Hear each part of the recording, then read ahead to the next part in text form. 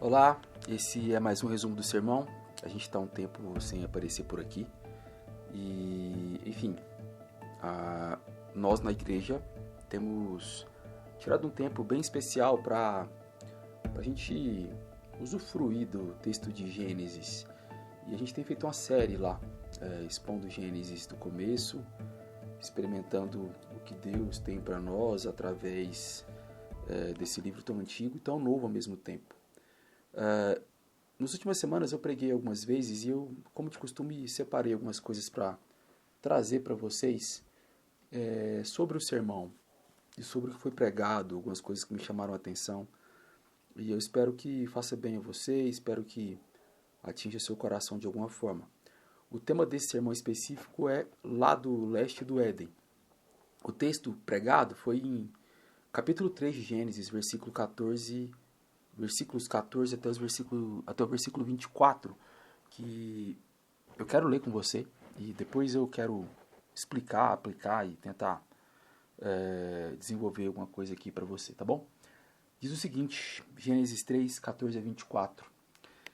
Então o Senhor Deus disse à serpente: porque fizeste isso, serás maldita entre todo o gado e entre todos os animais do campo. Andarás sobre o teu ventre e comerás pó todos os dias da tua vida. Porém inimizade entre ti e a mulher, entre a tua descendência e a descendência dela. Esta te ferirá a cabeça e tu lhe ferirás o calcanhar. E disse para a mulher: multiplicarei grandemente a tua dor na gravidez. Com dor darás à luz filhos, e o teu desejo será para o teu marido, e ele te dominará. E disse para o homem: porque deste ouvidos à voz da tua mulher, e comeste da árvore da qual te ordenei, não comerás dela. Maldita é a terra por tua causa. Com sofrimento comerás dela todos os dias de tua vida. Ela te produzirá espinhos e ervas daninhas, e terás de comer das plantas do campo. Do suor do teu rosto comerás o teu pão, até que tornes a terra, pois dela foste tirado, porque és pó e ao pó tornarás. Adão chamou Eva a sua mulher, porque ela foi a mãe de todo ser vivente. E o Senhor Deus fez roupas de peles para Adão e sua mulher e os vestiu. Então disse o Senhor Deus: agora o homem tornou-se como um de nós, conhece o bem e o mal. Não suceda que estenda a mão e tome também da árvore da vida, coma e viva eternamente. Por isso o Senhor Deus mandou para fora do jardim do Éden, para cultivar o solo do qual fora tirado. E havendo expulsado o homem, pôs a leste do jardim do Éden os querubins e uma espada flamejante que se revolvia por todos os lados, para guardar o caminho da árvore da vida. Palavra do Senhor, graças a Deus. Bom, nos últimos domingos, então, a gente tem usufruído desse ensino lá na igreja, que conta de serpente, fruto, engano, queda, conta dos olhos abertos, da percepção da nudez, da transferência de responsabilidade da mulher para o homem, do homem para a mulher, e toda aquela celeuma e toda aquela, enfim, é tudo caos derivado do pecado que o ser humano começou a viver. O ser humano caiu feio, é isso que Gênesis mostra para a gente, entre outras coisas. Mas também esse ensino fala de muita graça, apesar da nossa queda. Bom, os versículos 14 a 15 que a gente acabou de ler, a gente vê a serpente, né? Diferente do casal. A serpente não é interrogada por Deus. A serpente, ela recebe uma sentença de cara. A serpente escuta de Deus: maldita. Ao invés de ser interrogada, ela é só amaldiçoada mesmo. E amaldiçoada com um destino muito difícil de encarar, mas absolutamente merecido. A morte é o destino da serpente, e é morte eterna. Além disso, Deus estabelece a maldição da serpente com outras nuances. Fala de pó, de humilhação. Quando a gente vai lá para o Salmo 44, 25, fala que nossa alma batida, humilhada até o pó. A gente entende a relação do pó com humilhação nessa cultura semítica e para o leitor original do texto. A gente vê também essa derrota, a condenação, a humilhação da serpente. Seria todos os dias, como o texto diz. Bom, ao mesmo tempo, a gente vê a graça se manifestando de um jeito muito estranho e diferente aqui. A graça se manifesta de uma maneira inédita, porque a gente tem a facilidade de ver a amizade como graça, mas Deus também deu uma graça para a mulher que é discernir a inimizade. Deus dá para a mulher a inimizade ao invés da amizade com a serpente. E ser inimigo da serpente é uma graça para nós. Deus age aqui nas afeições de Eva. Ajuda a Eva a discernir que o lugar da inimizade é especialmente para a serpente que a enganara há pouco tempo atrás. A gente vê narrado também essa espécie de guerra entre sementes, a guerra das sementes, a guerra das descendências. A semente no hebraico, zerá, convida a gente a uma tradução tanto de semente imediata, de semente mesmo, de frutos, como de semente de prole, e semente permanente também, de geração, daquilo que é a nossa descendência. Bom, o texto diz que a semente da serpente é a humanidade caída, então. Não é que a serpente teria filhos e se casaria, como Eva se casou com Adão e teve o estabelecimento dessa relação. Todo ser humano rebelde seria agora batizado como semente da serpente. A guerra das sementes, ela é estabelecida, mas ao mesmo tempo tem uma grande diferença dentro dessa guerra. Uma diferença de proporção, uma diferença de letalidade. Porque se você parar para pensar, o que foi prometido, há uma diferença de letalidade entre um golpe na cabeça e um ataque no calcanhar. Está dizendo aqui que Deus usaria a mulher para fazer um golpe fatal na serpente, a matando eternamente. De alguma forma, Deus está dizendo que ele é letal com os intentos do mal no mundo e que não é nada bom ser descendência de serpente aqui. Dentro do versículo 15 também tem aquilo que os teólogos mais antigos chamam de proto-evangelho. Tem uma esperança como subtexto desse conflito e dessa guerra de sementes. O fluxo das sementes na história testemunhará de uma guerra onde o golpe final será dado pela semente da mulher e não a semente da serpente. Bom, isso leva para a gente um caminho, um entendimento e um jeito de viver esperançoso, porque é perceptível, sim, essa guerra entre as descendências da mulher e da serpente, mas também é perceptível que a história conta de um golpe final dado, e a cabeça dessa serpente foi esmagada, sim. Bom, o texto também narrou sobre consequências da queda relacionadas à nossa relação entre homens e mulheres. Nos versículos 16 e 17, a gente vê que as consequências se dão nas dores, no sofrimento físico para dar à luz a descendência que a mulher teria, a semente que a mulher daria. Os homens também experimentam dores e labuta com a terra. E tem essa diferença, né, aqui narrado na Gênesis da história. Os homens labutam com a terra e as mulheres labutam com o parto. Dores no cuidado com a terra e dores na hora de parir. E na história nós testemunhamos, sim, desenvolvimento humano, mitigando um pouco dessas dores, mas não eliminando toda essa cadeia e essa teia de dores que existem no nosso desenvolvimento enquanto seres humanos.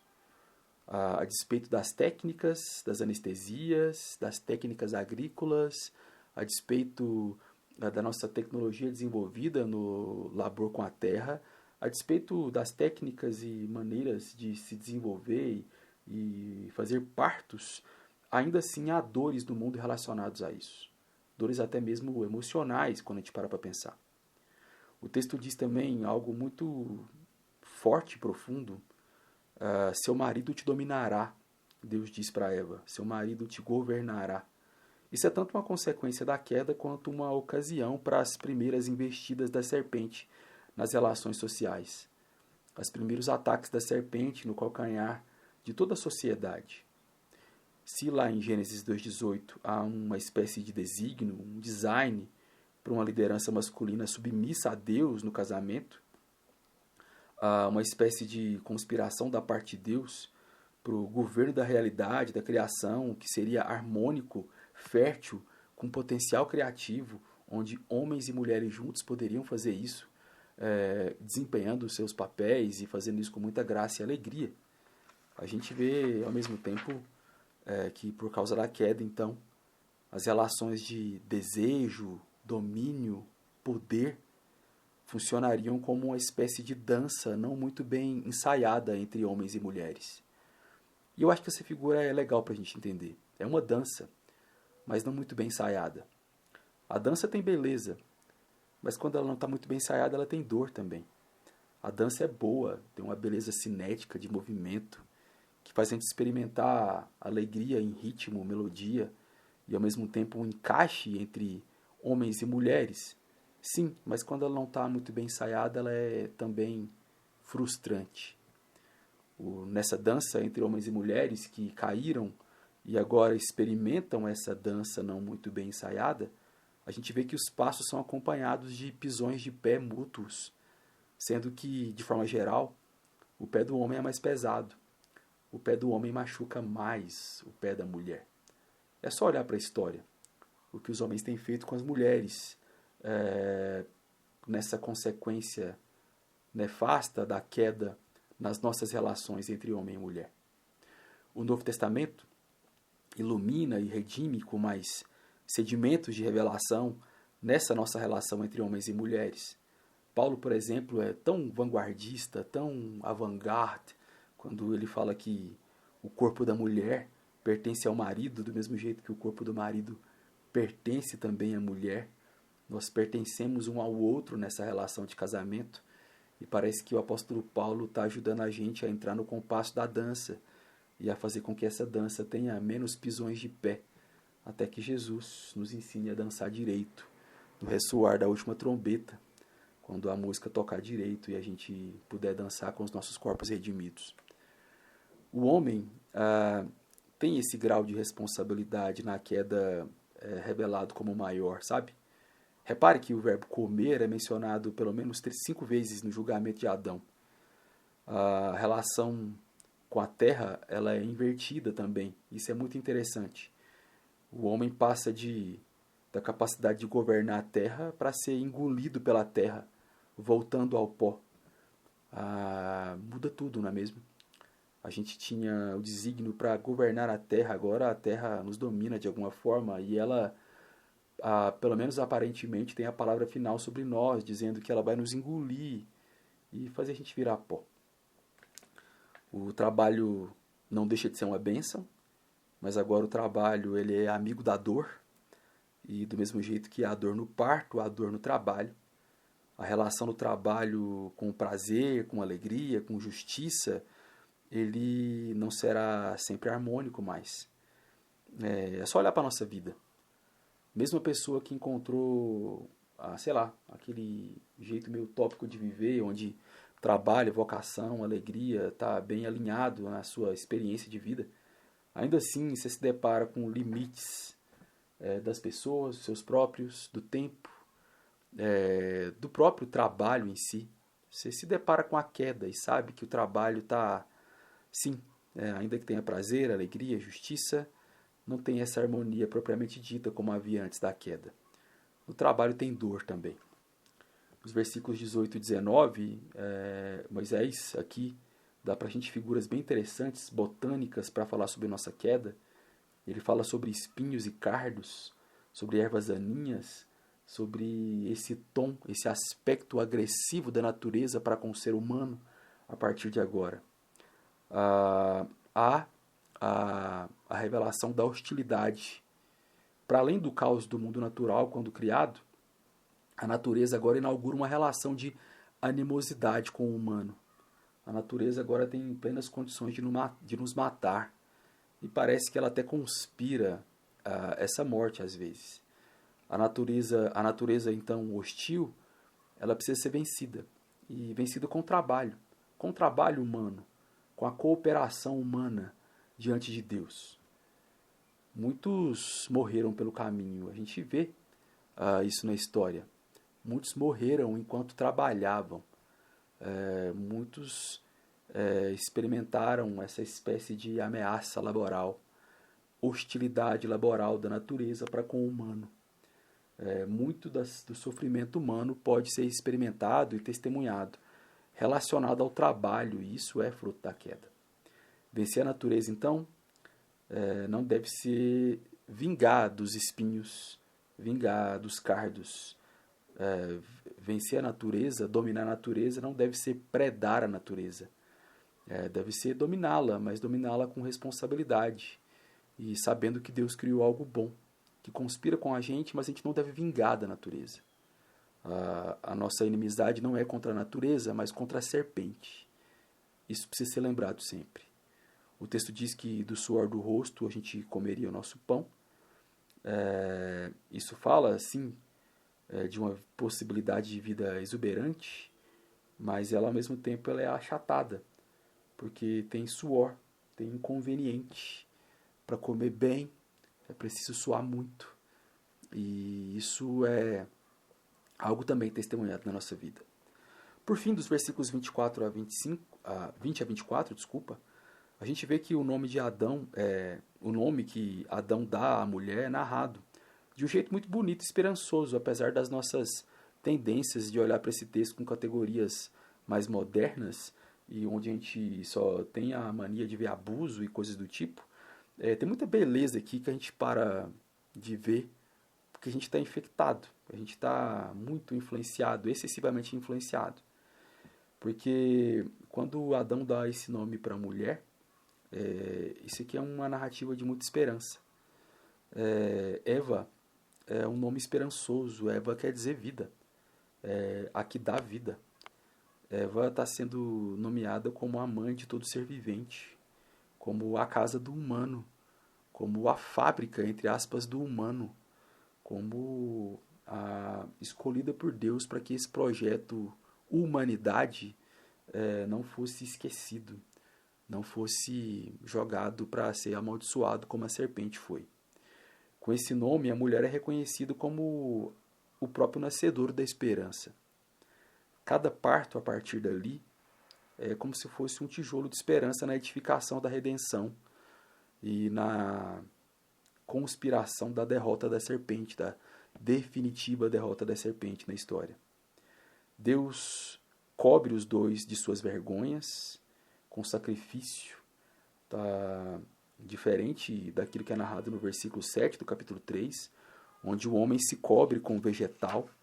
Aqui no 3:21, Deus os cobre com pele e sacrifício. Isso é importante. O texto também diz que eles seriam conhecedores do bem e do mal, de maneira ilegítima. E eles são privados agora de comer da árvore da vida, pelo menos por enquanto. Porque, bom, conhecedor do bem e do mal é outra coisa que nos intriga muito quando a gente lê esse texto, sabe? Porque o ser humano poderia ser conhecedor do bem e do mal de maneira legítima. Mas ele na queda escolhe a maneira ilegítima de conhecer o bem e o mal. Quando a gente para pensar que a serpente caiu antes do humano, o mal poderia ter sido conhecido diante da revelação do próprio Deus. Mas o ser humano escolhe conhecer o mal e o bem com o caminho do pecado. O Gerhardus Voss, que é um teólogo importante, americano-holandês, ajuda a gente a compreender isso. E o ser humano poderia ser conhecedor do bem e do mal de outra forma, que não comendo da árvore do conhecimento do bem e do mal. Por que o ser humano é privado da árvore da vida agora, pelo menos por enquanto? Porque comer agora da árvore da vida é comer de eternidade na condição de pecado. Por isso que Deus proíbe os dois de comer da árvore da vida. Porque era necessário experimentar a redenção de forma definitiva com o humano, para que o humano, livre do pecado, do poder do pecado, possa adentrar na eternidade. O texto diz que Deus baniu, mandou para fora do jardim, que é uma espécie de jardim-templo, porque o jardim-templo precisava de pureza, precisava de ser purificado e não dá para habitar lá com pecado. O ser humano foi viver, então, o seu juízo fora, nas imediações do Éden, mas fora do jardim. E ele poderia e deveria experimentar trabalho, procriação, dor e pó, mas ao mesmo tempo uma promessa, esperança, uma esperança em forma de promessa para eles. O acesso à árvore da vida, a eternidade, ela então é guardada por 2 querubins, por 2 anjos. E eu termino dizendo que isso é algo muito recorrente na narrativa do Antigo Testamento, porque tem um padrão de 2 anjos sendo narrado aqui. 2 querubins estão narrados na Arca da Aliança, nas cortinas do templo.